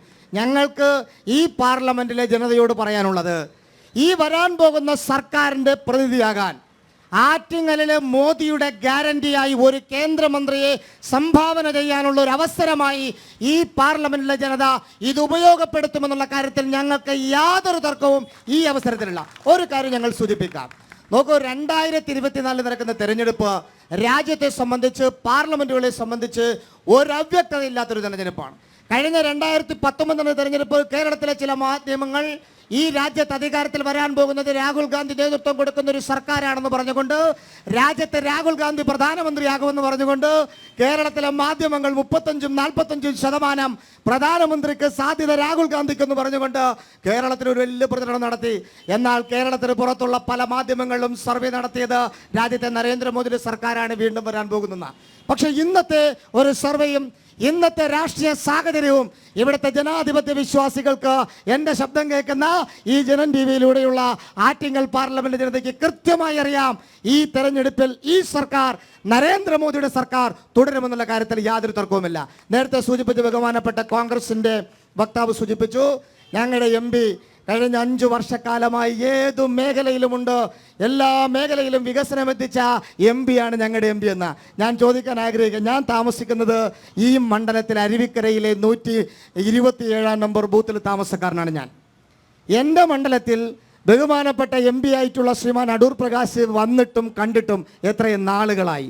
കഴിഞ്ഞ എത്രയോ ദിവസങ്ങൾക്ക് ശേഷം ഇവിടെ ഇരിക്കുന്ന ആൾക്കാരെ നിങ്ങൾ വ്യക്തിപരമായി ചോദിച്ചാൽ ഇപ്പോൾ നടന്ന റോഡ് ഷോയിൽ കണ്ടതല്ലാതെ കഴിഞ്ഞ മാസങ്ങളായിട്ട് ഈ MP ആറ്റിങ്ങൽ പാർലമെന്റിലെ വിവിധ മേഖലകളിൽ കാണാനില്ല എന്നുള്ള വസ്തുത നമുക്ക് മനസ്സിലാക്കാൻ കഴിയും. ഞാൻ ചോദിക്കട്ടെ, ഒരു MPയുടെ തെരഞ്ഞെടുക്കപ്പെടുന്ന ജനങ്ങൾക്ക് കൊടുക്കുന്ന വാഗ്ദാനം എന്താണ്? ഒരു MPയെ സംബന്ധിച്ച് ആ പാർലമെന്റിൽ അദ്ദേഹം നടപ്പിലാക്കേണ്ട വികസന പദ്ധതികൾ എന്താണ്? ഹൈമാസ് ലൈറ്റ് ആണോ? വെയിറ്റിംഗ് ഷെഡാണോ? ആ ഹൈമാസ് ലൈറ്റും വെയിറ്റിംഗ് ഷെഡും വെക്കാനല്ല ഈ പാർലമെന്റ് ജനത ബഹുമാനപ്പെട്ട അടൂർ പ്രകാശ് MPയെ കഴിഞ്ഞ 5 വർഷക്കാലം തിരഞ്ഞെടുത്ത് വിട്ടത്. ഞാൻ ചോദിക്കട്ടെ, ഈ പാർലമെന്റിൽ ലക്ഷോപലക്ഷം വരുന്ന യുവാക്കളുണ്ട്. ഈ പാർലമെന്റിൽ വികസനമെത്താത്ത പല മേഖലകളുണ്ട്. ഞാൻ ബഹുമാനപ്പെട്ട കോൺഗ്രസിന്റെ പ്രതിനിധി ആവശ്യപ്പെടാൻ ആഗ്രഹിക്കുകയാ, അദ്ദേഹം ഇവിടെ അവതരിപ്പിക്കട്ടെ. ഈ രാജ്യത്തെ പ്രധാനമന്ത്രി നരേന്ദ്രമോദിയുടെ സർക്കാർ, ഈ രാജ്യത്തെ സർക്കാർ നടപ്പിലാക്കിയ കഴിഞ്ഞ 2014 മുതൽ തുടങ്ങിയ സർക്കാർ നടപ്പിലാക്കിയ കഴിഞ്ഞ കാലങ്ങളായി മുടങ്ങിക്കിടന്ന പദ്ധതികൾ ശ്രീമാൻ V മുരളീധരന്റെ നേതൃത്വത്തിലും അദ്ദേഹത്തിന്റെ ഇടപെടലുമല്ലാതെ ഈ പാർലമെന്റിൽ ഈ ബഹുമാനപ്പെട്ട MP ആയിട്ടുള്ള അടൂർ പ്രകാശ് ഏത് പദ്ധതിയാണ് നടപ്പിലാക്കിയിട്ടുള്ളത്? നിങ്ങൾ പറയൂ. നേരത്തെ ബഹുമാനപ്പെട്ട നമ്മുടെ കോൺഗ്രസിന്റെ വക്താവ് സൂചിപ്പിച്ചു, ആറ്റിങ്ങൽ ബൈപ്പാസ് കഴിഞ്ഞ 40 വർഷക്കാലമായി മുടങ്ങിക്കിടക്കുന്നൊരു ബൈപ്പാസാണ്. രണ്ട് മുന്നണികളും ഒരുമിച്ച് ഒറ്റ ചങ്ങാതിമാരായിട്ട് ഈ രാജ്യം ഭരിച്ചവരാണ്. രണ്ടുപേരും ഒരുമിച്ച ഈ കേരളത്തിലെ പാറശാല കഴിഞ്ഞാലും മഞ്ചേശ്വരം കഴിഞ്ഞാലും ഇവർ രണ്ടും ഒരേ മുന്നണികളാ. എനിക്ക് വലിയ രസമാണ്. നേരത്തെ നമ്മുടെ ആങ്കർ ചോദിച്ചതുപോലെ നിങ്ങളൊരു മുന്നണി ആയതുകൊണ്ടായിരിക്കും പല കാര്യങ്ങളും മറന്നുപോയെന്ന്. ഞങ്ങളത് ഓർമ്മിപ്പിക്കുക, ഇവർ ഇവിടെയാണ് രണ്ടുപേരായി മത്സരിക്കുന്നത്. രാജ്യത്ത് അവർ രണ്ട് ജയിച്ചാലും പാർലമെന്റിലേക്ക് പോകുമ്പോൾ ഒരുമിച്ച് നരേന്ദ്രമോദിക്കെതിരെ കൈ ഉയർത്തേണ്ട സാഹചര്യം ഉണ്ടാകില്ല എന്നുള്ള വസ്തുത. പക്ഷേ ഇവരെല്ലാ പേരും രാജ്യത്തെ സർക്കാരിന് വിരുദ്ധമായി ഒരു മുന്നണി മത്സരിക്കുമ്പോൾ ഈ രാജ്യത്തെ നരേന്ദ്രമോദി സർക്കാർ 2014 മുമ്പിലും 40 വർഷക്കാലമായി മുടങ്ങിക്കിടന്ന പല പദ്ധതികളും നരേന്ദ്രമോദിയുടെ സർക്കാരാണ് ഈ പാർലമെന്റിലും കേരളത്തിൽ നടപ്പിലാക്കിയത്. ഞങ്ങൾക്ക് എണ്ണി അക്കമിട്ട് പറയാൻ കഴിയും. ബഹുമാനപ്പെട്ട കോൺഗ്രസിന്റെയും മാർക്സിസ്റ്റ് പാർട്ടിയുടെ പ്രതിനിധികൾക്ക് ഞങ്ങളിവിടെ അവതരിപ്പിക്കുന്ന സ്ഥാനാർത്ഥി കഴിഞ്ഞ കാലങ്ങളായി കേരളത്തിന്റെ രാഷ്ട്രീയ ചരിത്രത്തിനകത്ത് ABVP എന്നൊരു വിദ്യാർത്ഥി പ്രസ്ഥാനത്തിലൂടെ ഈ രാഷ്ട്രീയ രംഗത്തേക്ക് കടന്നു വന്ന, സർക്കാർ ജീവിതം മാറ്റിവെച്ച് മുഴുവൻ സമയം പൊതുപ്രവർത്തകനായി കടന്നു വന്ന വ്യക്തിയാണ് ശ്രീമാൻ വി മുരളീധരൻ. അദ്ദേഹം BJPയുടെ സംസ്ഥാന പ്രസിഡന്റായിരുന്നു. അദ്ദേഹം നെഹ്റു യുവകേന്ദ്രയുടെ വൈസ് ചെയർമാനായിരുന്നു. അദ്ദേഹം ഈ രാജ്യത്തെ MP ആയി തെരഞ്ഞെടുക്കപ്പെടുന്നത് കേരളത്തിൽ നിന്നൊരു പാർലമെന്റ് സീറ്റിൽ നിന്നല്ല, ആറ്റിങ്ങൽ നിന്നോ തിരുവനന്തപുരത്തു നിന്നുമല്ല. അദ്ദേഹം മഹാരാഷ്ട്രയിൽ നിന്ന് തെരഞ്ഞെടുക്കപ്പെട്ടൊരു MP ആയി ഈ രാജ്യത്തിന്റെ ഭരണഘടനയെ വിശ്വസിച്ചുകൊണ്ട് ഈ രാജ്യത്തിന്റെ പാർലമെന്റിലേക്ക് അദ്ദേഹം പാർലമെന്റേറിയനായി ഒരു കേന്ദ്ര സഹമന്ത്രിയായി വന്നതിന് ശേഷം നിങ്ങൾ നോക്കൂ, കേന്ദ്രമന്ത്രിയായതിനു ശേഷം അദ്ദേഹത്തിന് തിരുവനന്തപുരത്തൊരു ഓഫീസുണ്ടായി. തിരുവനന്തപുരം ജില്ലയിലെയും കേരളത്തിലെയും വിവിധങ്ങളായ പ്രശ്നങ്ങൾ പരിഹരിക്കാൻ അദ്ദേഹം രാപ്പകലില്ലാതെ യാത്ര ചെയ്തു. ഞാനിവിടുത്തെ കോൺഗ്രസിന്റെ ബഹുമാനപ്പെട്ട ആ വക്താവിനോട് ചോദിക്കുകയാണ്, ഈ അടൂർ പ്രകാശ് എന്ന് പറയുന്ന നമ്മുടെ MP-യുടെ ഓഫീസ് എത്ര ദിവസമായിട്ട് എത്ര ആൾക്കാർക്ക് എത്ര വ്യക്തികൾക്ക് വ്യക്തിഗത ആനുകൂല്യങ്ങളും കേന്ദ്ര സർക്കാർ ഇടപെടുത്തിക്കൊണ്ട് ചെയ്യാൻ കഴിയുന്ന എത്ര പദ്ധതികളാണ് നിങ്ങൾ നടപ്പിലാക്കി കൊടുത്തത്? ഞാൻ അഭിമാനത്തോടുകൂടി പറയാൻ കഴിയും, ഈ പാർലമെന്റ് ജയിക്കാത്ത ശ്രീമാൻ വി മുരളീധരൻ അദ്ദേഹം ഇടപെട്ട നിരവധി വിഷയങ്ങൾ നേരത്തെ സൂചിപ്പിച്ചു. മുതലപ്പുഴയിലെ വിഷയത്തിൽ മാർക്സിസ്റ്റ് പാർട്ടി ഭരിക്കുമ്പോൾ അവിടുത്തെ MLA മന്ത്രിമാരും മുതലപ്പുഴയിലേക്ക് ഓടിയെത്തിയപ്പോൾ അവിടുത്തെ മത്സ്യത്തൊഴിലാളികൾ അവരോട് കയർത്തപ്പോൾ മന്ത്രിമാർ പറഞ്ഞത് ഓവർ സ്മാർട്ട് ആകരുതെന്ന് പറഞ്ഞ് അവിടുന്ന് തടിതെപ്പിയ ആൾക്കാരെ വിഷയം പരിഹരിക്കാൻ കേന്ദ്രമന്ത്രിയായിട്ടുള്ള ശ്രീമാൻ വി മുരളീധരൻ രാജ്യത്തെ ഫിഷറീസ് വകുപ്പ് മന്ത്രിയെയും ഈ കേരളത്തിലെ ഉദ്യോഗസ്ഥരെയും ഒരുമിച്ച് ആ പ്രദേശത്തെ ജനങ്ങളുടെ വിഷയം സംസാരിക്കാൻ വേണ്ടി ഇടപെട്ടത് ഇവിടുത്തെ ജനങ്ങൾ പറഞ്ഞിട്ടില്ല. നിങ്ങൾ നോക്കൂ, ബൈപ്പാസുമായി ബന്ധപ്പെട്ട് പല സ്ഥലങ്ങളിലെയും ഫ്ലൈ ഓവറുകളുടെ വികസനം, 2000 വർഷത്തോളം പഴക്കമുള്ള സുബ്രഹ്മണ്യ സ്വാമി ക്ഷേത്രം മണമ്പൂര്, ഇങ്ങനെയൊക്കെയുള്ള ക്ഷേത്രങ്ങളിലേക്കും വഴികളിലേക്കും പോകാനുള്ള പല പദ്ധതികളും ഇവിടുത്തെ MP ആയിരുന്ന MLA ആയിരുന്ന ആൾക്കാർ അത് പദ്ധതി പൂർത്തീകരിക്കുന്നതിന് മുമ്പ് തന്നെ അതിൻ്റെ സർവേ നടക്കുമ്പോൾ തന്നെ ബഹുമാനപ്പെട്ട കളക്ടർ വിളിച്ചു കൂടുന്ന ചർച്ചയിൽ പോലും ഈ പ്രശ്നങ്ങൾ എടുത്തു പറയാതെ സൂചിപ്പിക്കാതെ പോയിട്ട് അവസാനം അത് മുടങ്ങുമെന്ന് കണ്ടപ്പോൾ ശ്രീമാൻ വി മുരളീധരൻ ഇടപെട്ട് 100 കണക്കിന് പദ്ധതികളാണ് പൂർത്തീകരിക്കാൻ വേണ്ടി ശ്രീമാൻ വി മുരളീധരന് കഴിഞ്ഞിട്ടുള്ളത്. ഞാൻ നോക്കട്ടെ, മാർക്സിസ്റ്റ് പാർട്ടിയുടെ ജില്ലാ സെക്രട്ടറിയാണ് ഇവിടുത്തെ CPM-ന്റെ സ്ഥാനാർത്ഥി. ഞങ്ങൾ അംഗീകരിക്കുന്നു, വലിയ നേതാവാ, SFIയുടെ കൊളന്നു. അദ്ദേഹം ഇന്ന് പ്രദാനം ചെയ്യുന്നത് വർക്കല അസംബ്ലി മണ്ഡലമാണ്. നോക്കൂ, കഴിഞ്ഞ 2 ആഴ്ചകൾക്ക് മുമ്പ് വർക്കലയിലെ ഇലകമൺ പഞ്ചായത്ത്, ആ ഇലകമൺ പഞ്ചായത്തിലെ ബിജു എന്ന് പറയുന്ന ചെറുപ്പക്കാരൻ തൊട്ടടുത്തുള്ള ഒരു ബേക്കറി കടയിൽ നിന്ന് ഒരു ഭക്ഷണം വാങ്ങി കഴിച്ച ബിജു എന്ന ചെറുപ്പക്കാരൻ മരണപ്പെട്ടു. അവരുടെ ബന്ധുക്കളെല്ലാം ICUയിലും ഹോസ്പിറ്റലുമായി. നിങ്ങൾ മനസ്സിലാക്കേണ്ട ഒരു ചരിത്രമുണ്ട്. കഴിഞ്ഞ 5 ദിവസക്കാലം പാരിപ്പള്ളി മെഡിക്കൽ കോളേജിൽ ബിജുവിൻ്റെ മൃതദേഹം അവിടുത്തെ മോർച്ചറിയിൽ സൂക്ഷിച്ചു. ഒരാൾ ഏറ്റുവാങ്ങാൻ, ബിജുവിൻ്റെ മൃതദേഹം ഏറ്റുവാങ്ങാൻ ഒരാൾ പോയില്ല. ബഹുമാനപ്പെട്ട ഇടതുപക്ഷത്തിലും പ്രതിനിധിപ്പെടുന്നുണ്ട്. ബഹുമാനപ്പെട്ട MP, ഇന്ന് MP സ്ഥാനാർത്ഥിയായി മത്സരിക്കുന്ന ജോയിയാണ് അവിടുത്തെ MLA. ആ വ്യക്തി പോലും പോയി ആ ബോഡി ഏറ്റുവാങ്ങാൻ മാർക്സിസ്റ്റ് പാർട്ടിക്കോ കോൺഗ്രസിന്റെ പ്രവർത്തകർ പോവാത്തപ്പോൾ ബഹുമാനപ്പെട്ട കേന്ദ്രമന്ത്രി ശ്രീമാൻ വി മുരളീധരൻ കഴിഞ്ഞ 5-ാം തീയതി പാരിപ്പള്ളി മെഡിക്കൽ കോളേജിലേക്ക് പോയി ആ ബോഡി ഏറ്റുവാങ്ങി ആ പ്രദേശത്ത് കൊണ്ടുപോയി ആ ദഹനം നടത്തിയ ചരിത്രം നമുക്ക് മനസ്സിലാക്കാം. അത് കൃത്യമായി നമുക്ക് മനസ്സിലാക്കാം. സിദ്ധാർത്ഥന്റെ വിഷയത്തിൽ CBI അന്വേഷണം ആവശ്യപ്പെട്ടുകൊണ്ട് കേന്ദ്രമന്ത്രി സത്യാഗ്രഹ സമരമാണ് നെടുമങ്ങാട് നടന്നത്. നോക്കൂ, ആറ്റിങ്ങൽ പാർലമെന്റിൽ ഒരു പാർലമെന്റേറിയൻ ഇല്ലാത്ത, ഒരു കേന്ദ്രമന്ത്രി ഇല്ലാത്ത ഒരു വിഷയം കഴിഞ്ഞ കാലങ്ങളായിട്ട് ഇവിടെ ഇല്ല.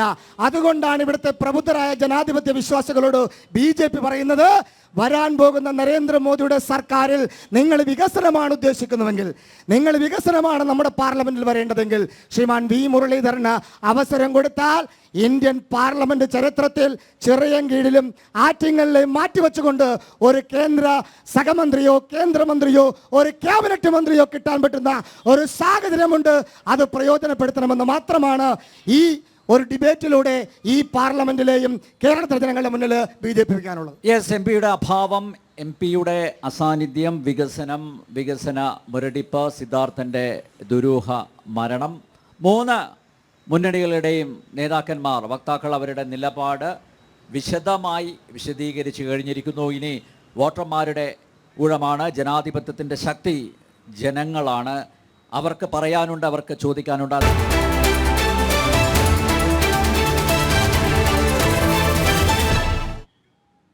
ആറ്റിങ്ങൽ ജനസഭ തുടരുന്നു.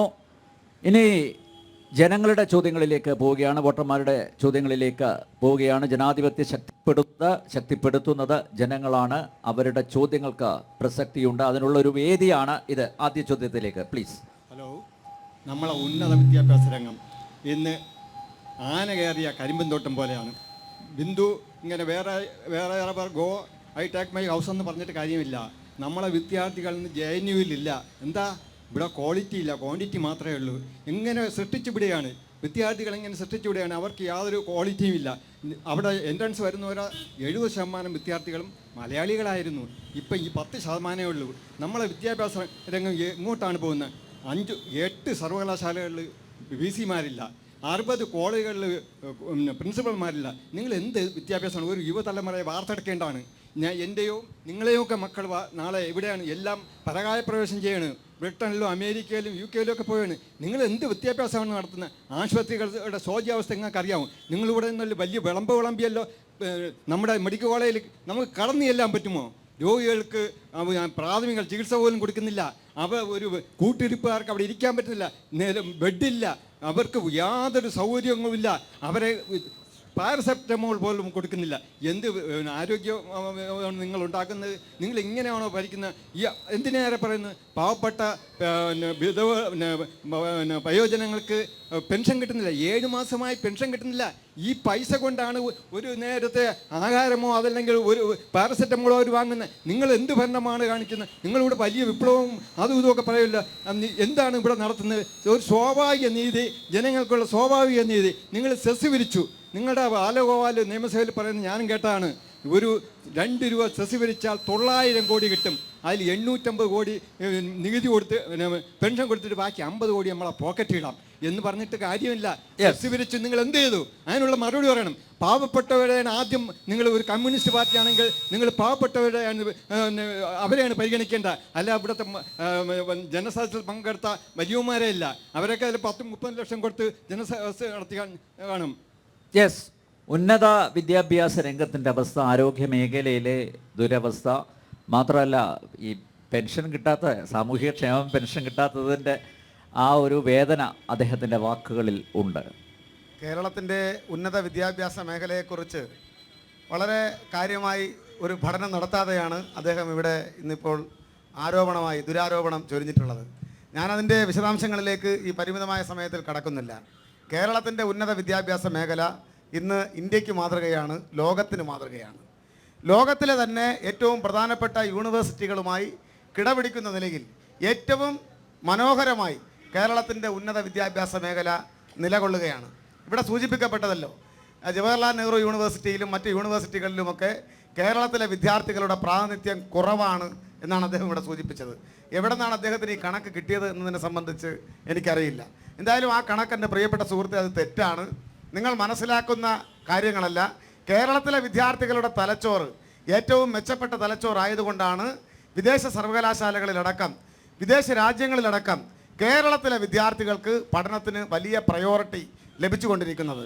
അങ്ങനെ പൊയ്ക്കൊണ്ടിരിക്കുന്ന വിദ്യാർത്ഥികളുടെ എണ്ണം കൂടുന്നു എന്ന് മനസ്സിലാക്കിയിട്ട് അവരെ കേരളത്തിൽ നിലനിർത്താൻ, അവർക്ക് ഇവിടെ തന്നെ മെച്ചപ്പെട്ട വിദ്യാഭ്യാസം അത് വളരെ കൂടുതലായി ലഭ്യമാക്കുന്നതിന് വേണ്ടിയിട്ടുള്ള ഇടപെടലിനെ കുറിച്ച് സംസ്ഥാന ഗവൺമെൻറ് വളരെ നന്നായി പഠിക്കുകയും അതിനു വേണ്ടിയിട്ടുള്ള പ്രവർത്തനങ്ങൾക്ക് നാന്ദി കുറിക്കപ്പെടുകയും ചെയ്യുന്ന സന്ദർഭത്തിലാണ് ഇല്ലാത്ത ദുരാരോപണങ്ങൾ കേരളത്തിലെ ജനകീയ സർക്കാരിനെതിരായി പിണറായിയുടെ നേതൃത്വത്തിലുള്ള ഗവൺമെൻറ്റിനെതിരായി ഇങ്ങനെ ചൊരിഞ്ഞുകൊണ്ടിരിക്കുന്നത്? എന്താണ് ആശുപത്രികളുടെ സ്ഥിതി? കേരളത്തിലെ സർക്കാർ ആശുപത്രികൾ ഒരു കാലഘട്ടത്ത് ധർമാശുപത്രികൾ അങ്ങോട്ട് അടുക്കാൻ വേണ്ടി കഴിയില്ലായിരുന്നു. മരുന്നില്ലായിരുന്നു, ഡോക്ടർമാരില്ലായിരുന്നു, ആവശ്യത്തിനുള്ള ഉപകരണങ്ങളോ മറ്റ് സൗകര്യങ്ങളോ ഇല്ലായിരുന്നു. എന്നാൽ ഇന്ന് എന്താ അവസ്ഥ? ഞാൻ തിരുവനന്തപുരം ജില്ലാ പഞ്ചായത്തിൻ്റെ പ്രസിഡൻ്റാണ്. ഞങ്ങൾ പ്രധാനമായും 4 അലോപ്പതി ആശുപത്രികൾക്ക് നേതൃത്വം കൊടുക്കുന്നവരാണ്. 10,000-ലധികമാണ് പെർ ഡേ OP. ഇത് ഞാൻ വെറുതെ പറയുന്നതല്ല. നെയ്യാറ്റിങ്കര, പേരൂർക്കട, നെടുമങ്ങാട്, വിതുര ആശുപത്രികളിലെ ജില്ലാ പഞ്ചായത്ത് നേരിട്ട് നിയന്ത്രിക്കുന്ന ആശുപത്രികളുടെ കാര്യമാണ് ഞാനിവിടെ സൂചിപ്പിച്ചത്. തൊട്ടപ്പുറത്ത് ജനറൽ ഹോസ്പിറ്റലുണ്ട്, മെഡിക്കൽ കോളേജുണ്ട്. എല്ലാവിധ സൗകര്യങ്ങളും ഈ പരിമിതികൾക്കുള്ളിൽ നിന്നുകൊണ്ട് കേന്ദ്ര ഗവൺമെൻറ് അർഹതപ്പെട്ടത് നിഷേധിച്ചിട്ടും ഞങ്ങൾ സാധാരണക്കാരനെ കണ്ണിലെ കൃഷ്ണമണി പോലെ കാത്തു സൂക്ഷിക്കുന്നതിൻ്റെ ഭാഗമായിട്ടാണ് ഈ രൂപത്തിൽ ആശുപത്രികൾക്കകത്ത് എല്ലാ സൗകര്യങ്ങളും ഏർപ്പെടുത്തിക്കൊണ്ട് ലോക നിലവാരത്തിലുള്ള ചികിത്സ കേരളത്തിലെ പാവപ്പെട്ടവർക്ക് ലഭ്യമാക്കുന്നതിന് വേണ്ടി കേരളത്തിൻ്റെ ആരോഗ്യവകുപ്പും ഈ ഗവൺമെൻറ്റും വളരെ കൃത്യതയോടുകൂടി പ്രവർത്തിച്ചുകൊണ്ടിരിക്കുന്നത്. പിന്നെ ഇവിടെ സൂചിപ്പിച്ചു പെൻഷനെക്കുറിച്ച് നിങ്ങൾ ആശങ്കപ്പെടേണ്ട കാര്യമില്ല.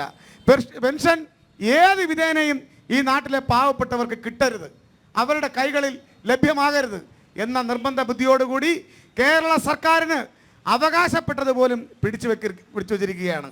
നിങ്ങൾ ആലോചിച്ച് നോക്കൂ, ഏതാനും ആഴ്ചകൾക്ക് മുമ്പാണ്, ഇവിടെ നിൽക്കുന്ന പുരുഷാരത്തിനറിയാം, ഏതാനും ആഴ്ചകൾക്ക് മുൻപാണ് കേരളത്തിൻ്റെ മുഖ്യമന്ത്രി, MLA മാർ, മന്ത്രിമാർ, ഭരണസിരാകേന്ദ്രം ഡൽഹിയിൽ ത്യാഗോജ്വലമായ സമരത്തിനായി അവിടെ പോയതും ആ സമരം ചെയ്തതും.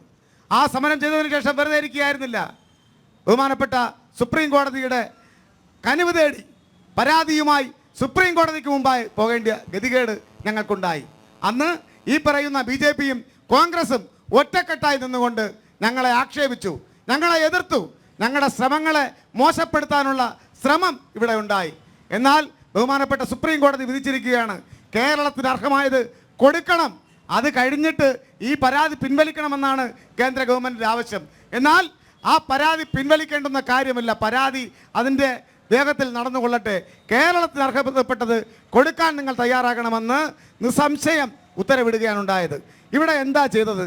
ഇവിടെ UDFും BJPയും ചേർന്നുകൊണ്ട് കേരളത്തെ വരിഞ്ഞ് മുറുക്കി കേരളത്തിലെ സാധാരണക്കാരൻ്റെ ജീവിതത്തെ കൂടുതൽ ദുരിതത്തിലാക്കി അവരെ ഈ നാട്ടിൽ ജീവിക്കാൻ അനുവദിക്കാത്ത നില സൃഷ്ടിക്കുന്നതിന് വേണ്ടിയിട്ടുള്ള ഇടപെടലാണ് നടത്തിയത്.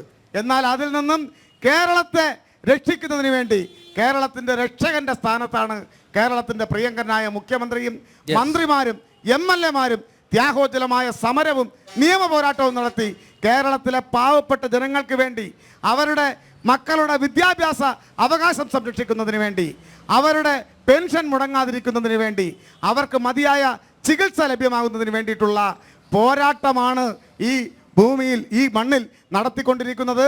അതിൻ്റെ റിസൾട്ട് ഈ ലോക്സഭാ തെരഞ്ഞെടുപ്പിൽ ഉണ്ടാകും എന്നാണ് എനിക്ക് എൻ്റെ പ്രിയപ്പെട്ട സുഹൃത്തിനെ. അഡ്വക്കേറ്റ് സുരേഷ് കുമാർ, അനുബന്ധമായിട്ട് ഒരു ചോദ്യം കൂടി. ഇപ്പോൾ താങ്കൾ പറഞ്ഞു കേരളത്തിലെ സർവകലാശാലകൾ ലോകോത്തര നിലവാരമുള്ളതാണ്.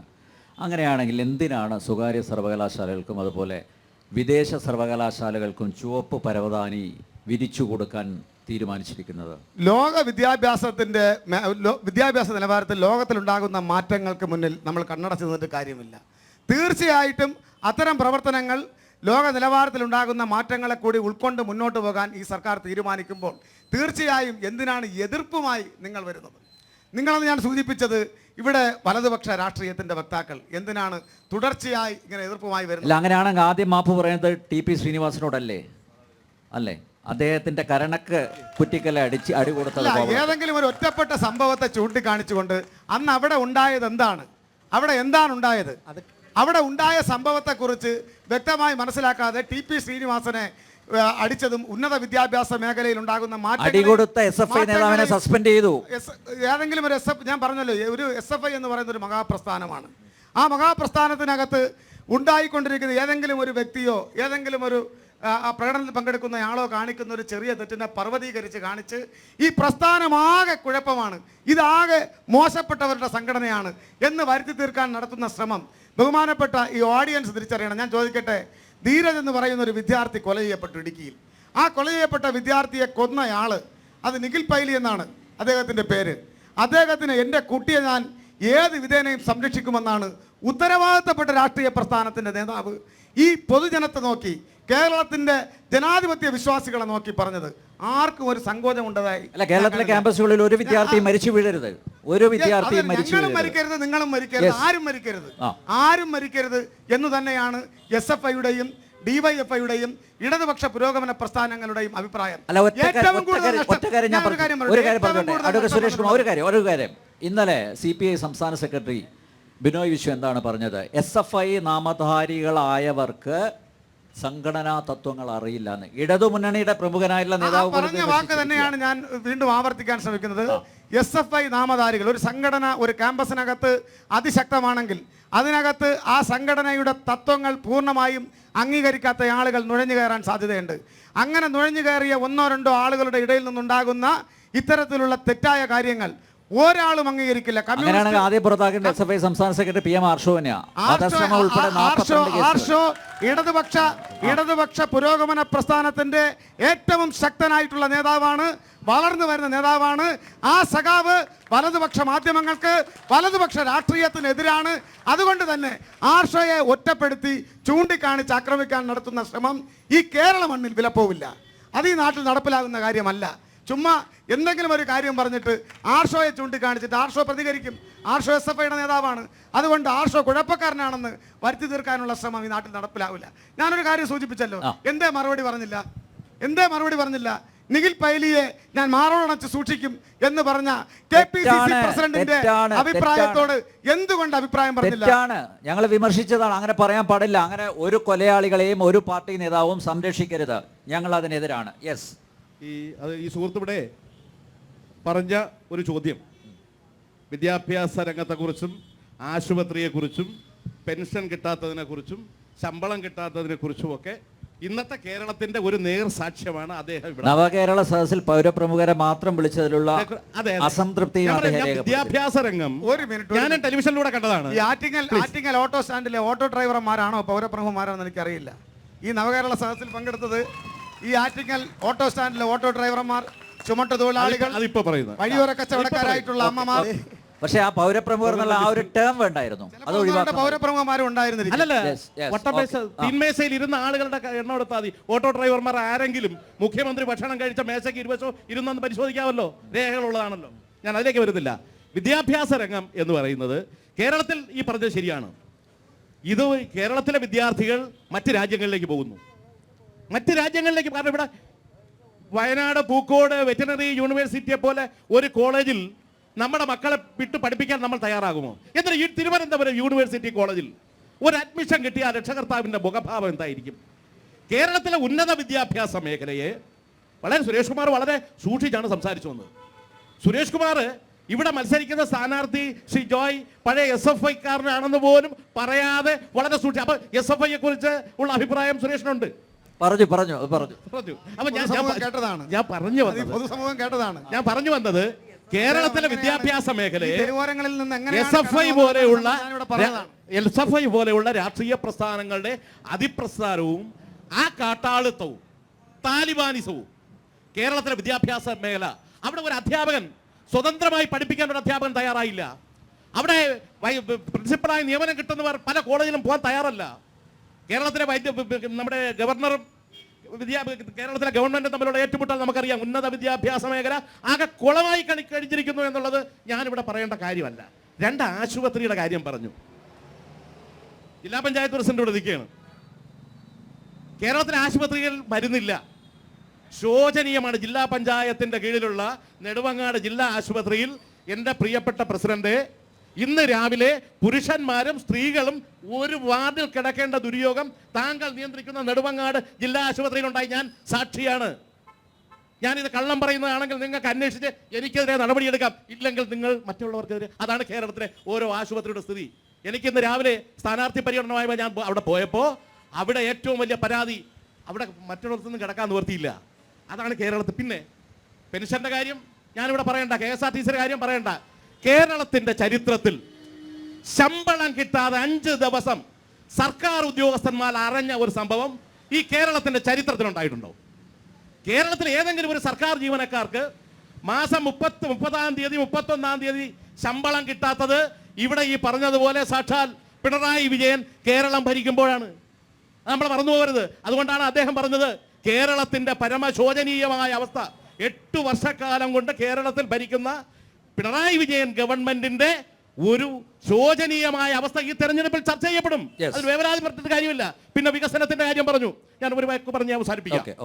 ഇവിടെ ശ്രീ അടൂർ പ്രകാശ് എന്ന് പറയുന്ന വിളിച്ചാൽ ഫോൺ എടുക്കുന്ന ഒരു പാർലമെന്റ് അംഗം ഈ നാട്ടിലെ ആളുകൾക്കറിയാം.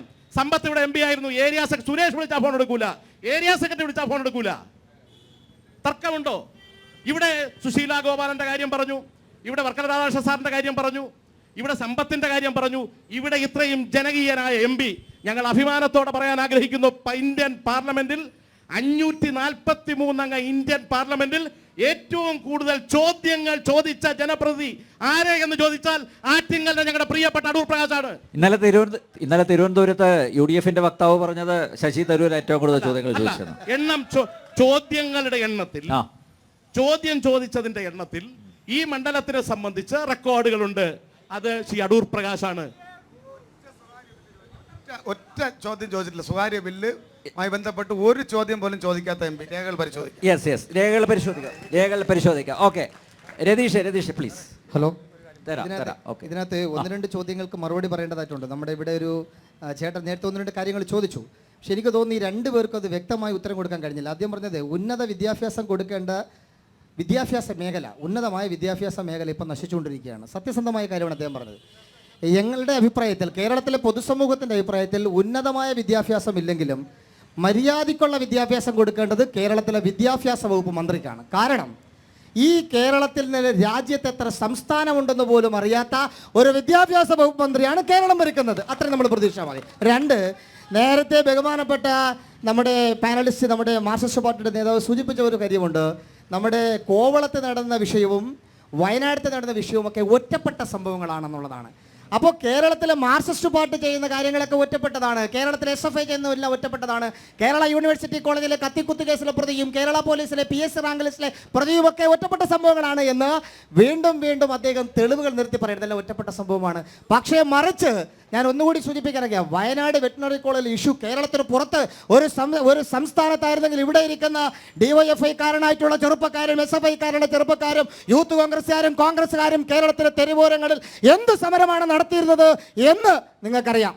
കാരണം കേരളത്തിലെ വെറ്റിനറി കോളേജിലെ സിദ്ധാർത്ഥ് എന്ന് പറയുന്ന ചെറുപ്പക്കാരനെ കഴിഞ്ഞ 4 ഫെബ്രുവരി മാസം 14 മുതൽ 18 വരെ മൃഗീയമായി പീഡിപ്പിച്ച് ഒരു തുള്ളി വെള്ളം പോലും കൊടുക്കാതെ മൃഗീയമായ താലിബാനിസം നടപ്പിലാക്കിയ ഒരു ചെറുപ്പക്കാരനെ കൊലപ്പെടുത്തിയിട്ട് കേരളത്തിലെ ആർജവമുള്ള ഇവിടുത്തെ KSU-കാരനായാലും SFI-കാരനായാലും മറ്റാരായാലും കേരളത്തിന് പുറത്തായിരുന്നുവെങ്കിൽ ഈ കേരളത്തിൽ എന്തൊക്കെ പ്രതിഷേധങ്ങളാണ് നടക്കുമായിരുന്നത് എന്ന് നിങ്ങൾ ആലോചിക്കുന്നത് നന്നായിരിക്കും. ഒരു ചെറിയൊരു ആത്മപരിശോധന അക്കാര്യം നടത്തണം. 2ാമത് ചോദിച്ചത് നവകേരള സദസ്സ്.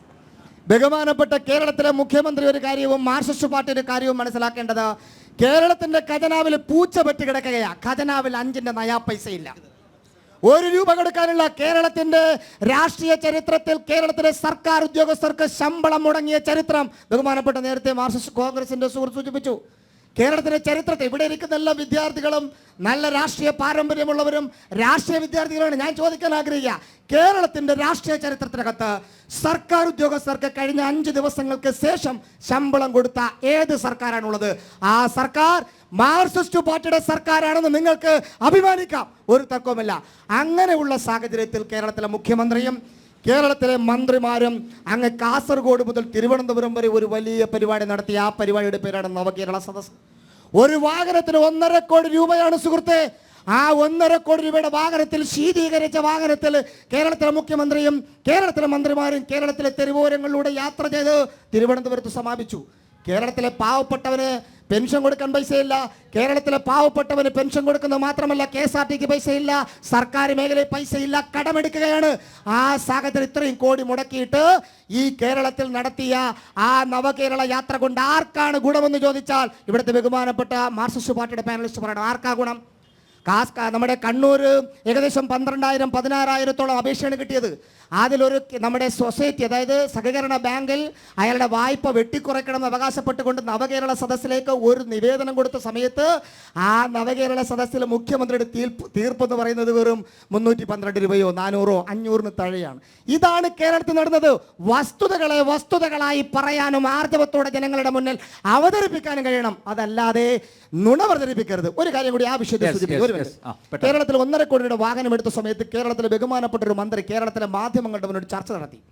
കേരളത്തിലെ മാധ്യമങ്ങൾ ആ മന്ത്രിയോട് ചോദിച്ചു, കേരളത്തിലെ ഖജനാവിൽ പൈസയില്ല, കേരളം വലിയ കടക്കണിയിലിരിക്കുമ്പോൾ നിങ്ങൾ എന്തിനാണ് ബഹുമാനപ്പെട്ട മുഖ്യമന്ത്രിമാരും കൂടി ഇത്തരത്തിലൊരു പരിപാടി നടത്തുന്നു ചോദിച്ചപ്പോൾ ആ മന്ത്രി പറഞ്ഞത്, നിങ്ങൾക്ക് കേരളത്തിലെ ജനങ്ങൾക്ക് മനസ്സിലാവാത്തതുകൊണ്ട്. എന്താ കാര്യം? 1.5 കോടി രൂപയുടെ വാഹനം അവിടെ മുതൽ ഇതുവരെ ഓടിക്കഴിഞ്ഞാൽ ആ വാഹനത്തിന് നഷ്ടമല്ല ഉണ്ടാകുന്നത്, ലാഭമാണ്. പത്രക്കാർ ചോദിച്ചു, എങ്ങനെയാ ലാഭം? ആ ലാഭം എന്ന് പറയുന്നത് തിരുവനന്തപുരത്ത് മൃഗശാല പോലൊരു മ്യൂസിയം ഉണ്ടാക്കി 1.5 കോടി രൂപയുടെ വാഹനം വെക്കും. ആ വാഹനത്തിലേക്ക് കേരളത്തിന് പുറത്ത് വിദേശ രാജ്യങ്ങളിൽ നിന്ന് ആൾക്കാർ വരും. എന്തിനാ? കേരളത്തിലെ ബഹുമാനപ്പെട്ട മുഖ്യമന്ത്രിയും മന്ത്രിമാരും സഞ്ചരിച്ച വാഹനം കാണാൻ പാസ് എടുത്ത് കയറും. അങ്ങനെ ഖജനാവിലേക്ക് പൈസ ഉണ്ടാക്കാമെന്ന് പറഞ്ഞ കേരളത്തിലെ മന്ത്രിമാരാണ് കേരളത്തിലുള്ളത് എന്നത് ഏറ്റവും വലിയ ദയനീയമായ അവസ്ഥ. ഒറ്റ കാര്യം കൂടെ, നമ്മുടെ കടമെടുക്കേണ്ട കാര്യം പറഞ്ഞു. ബഹുമാനപ്പെട്ട മാർക്സിസ്റ്റ് പാർട്ടിയുടെ നേതാവ് സൂചിപ്പിച്ചതുപോലെ കേരളത്തിലെ മന്ത്രിമാരെല്ലാവരും കൂടി ഡൽഹിയിൽ പോയി സമരം നടത്തി. എന്തിനാ സമരം നടത്തിയത്? കേന്ദ്രമൊന്നും കൊടുക്കുന്നില്ല നല്ലൊരു പരാതി. നോക്കൂ, കഴിഞ്ഞ 2 മാസക്കാലങ്ങൾക്ക് മുമ്പ് ആറ്റിങ്ങൽ മാമൻ ഗ്രൗണ്ടിൽ, ഇവിടെ ഇരിക്കുന്ന എല്ലാവരും ശ്രദ്ധിച്ചിട്ടുണ്ടാകും, ആറ്റിങ്ങൽ മാമൻ ഗ്രൗണ്ടിൽ രാജ്യത്തിൻ്റെ ധനകാര്യ വകുപ്പ് മന്ത്രി ശ്രീമതി നിർമ്മല സീതാരാമൻ രാജ്യത്തെയും കേരളത്തിലെയും മുഴുവൻ മാധ്യമങ്ങളെ സാക്ഷിയാക്കിക്കൊണ്ട് നിർമ്മല സീതാരാമൻ പറഞ്ഞു, മൈക്ക് ഓഫ് ചെയ്യരുത്, ഓണാക്കി വെക്കൂ. നിർമ്മല സീതാരാമൻ വളരെ കൃത്യമായിട്ടുള്ള കണക്ക് അവതരിപ്പിച്ചു. രാജ്യത്തെ സർക്കാർ ഈ കേരളത്തിന് 1 രൂപയുടെ കടം കൊടുക്കാൻ 1 രൂപ കൊടുക്കാനില്ലാത്ത ഏക സർക്കാരാണ് നരേന്ദ്രമോദിയുടെ സർക്കാർ എന്ന് രാജ്യത്തെ ധനകാര്യ മന്ത്രി പറഞ്ഞു. ഈ കേരളത്തിലെയും രാജ്യത്തെ മാധ്യമങ്ങളെ മുൻനിർത്തിക്കൊണ്ട് നിങ്ങൾക്ക് സംശയമുണ്ടെങ്കിൽ അത് നിങ്ങൾക്ക് പരിശോധിക്കാം. ഞാൻ ചോദിക്കട്ടെ, 2004 മുതൽ 14 വരെയുള്ള കാലഘട്ടത്തിൽ 4.3 മടങ്ങ് വർധനവാണ് ഈ കഴിഞ്ഞ 9 വർഷക്കാലയളവിൽ കേരളത്തിന് കൊടുത്ത 3.12 കോടി ലക്ഷം രൂപ ഈ കേരളത്തിന് കേന്ദ്ര വിഹിതമായി കിട്ടിയിട്ടുണ്ട്. ഇത് വെറുതെ പറയല്ല, ഇതൊക്കെ പബ്ലിക് ഡൊമൈനിൽ അവതരിപ്പിച്ചതാണ്. ഇനി ഒരു കാര്യം കൂടി, സുപ്രീം കോടതി പോയതിന് ശേഷമാണ് കേന്ദ്രം പൈസ കൊടുക്കുന്നത്. സുപ്രീം കോടതി എന്തിനാ പോയത്? ഞങ്ങൾക്ക് പൈസ കിട്ടാൻ, കടമെടുക്കാൻ അനുമതി തരണമെന്നാണ്, അല്ലാതെ രാജ്യം പൈസ കൊടുക്കാനെന്നല്ല. അവരുടെ ക്ലിയറാണ്, രാജ്യം പൈസ കൊടുക്കാനുണ്ടെങ്കിൽ നിങ്ങൾ കണക്ക് കാണിക്കാൻ പറഞ്ഞു. ഏതാ കൊടുക്കാനുള്ളത് ചോദിച്ചു. സുപ്രീം കോടതി ചോദിച്ചപ്പോൾ ഇവർ പറഞ്ഞത് കടമെടുക്കാനുള്ള അനുമതി കേന്ദ്രം തരണം. അവസാനം കേന്ദ്രം അനുവദിച്ച് 13,600 കോടി രൂപ കേന്ദ്രത്തിൽ നിന്ന് ഈ സംസ്ഥാനത്തിലേക്ക് കടമെടുക്കാനുള്ള അനുമതി കൊടുത്തു. ഞാൻ ചോദിക്കട്ടെ, എത്ര? ശരി, അപ്പൊ അതിനൊരു കറക്ഷൻ ആയിരിക്കും. എന്തായാലും സുപ്രീം കോടതിയുടെ വിധി പ്രകാരം കേന്ദ്ര സർക്കാർ അധികമായി കടമെടുക്കാനുള്ള അനുമതി കൊടുത്തു. ഞാൻ ചോദിക്കട്ടെ, കേരളത്തിലെ ഖജനാവ്, കേരളത്തിലെ ഒരു പൗരനെ സംബന്ധിച്ച് എത്ര ലക്ഷം രൂപയുടെ ബാധ്യതയാണ് കേരളത്തിൽ? ഇവിടെ ഇരിക്കുന്നവരെല്ലാവരും നല്ല വിദ്യാഭ്യാസമുള്ളവരാണ്, ദേശാഭിമാനി മാത്രം വായിക്കുന്നവരല്ല, കേരളത്തിലെ എല്ലാ മാധ്യമങ്ങളും വായിക്കുന്നവരാണ്. ഇവിടെ നിൽക്കുന്ന എല്ലാവരും ഉണ്ട്. നിങ്ങൾ ചോദിക്കും, ഈ കേരളത്തിലെ ഖജനാവിൽ പൈസയുണ്ടോ? ഇന്ന് കേരളത്തിൽ ജനിച്ചു വീഴുന്ന കുട്ടികൾ എത്ര ലക്ഷം രൂപയുടെ കടബാധ്യതയായിട്ടാണ് വീഴുന്നത്? ഇതെല്ലാം നമ്മൾ സൂചിപ്പിക്കേണ്ട കാര്യമാണ്. അപ്പൊ അതുപോലെ തന്നെ ഒരാളെ മാത്രമേ ചോദിച്ചുള്ളൂ, ഇനി കൂടുതൽ ചോദ്യങ്ങൾ വരേണ്ടതാണ്. കൂടുതൽ പേർക്ക് ചോദിക്കാനുള്ള അവസരം ഉണ്ട്. അവർക്ക്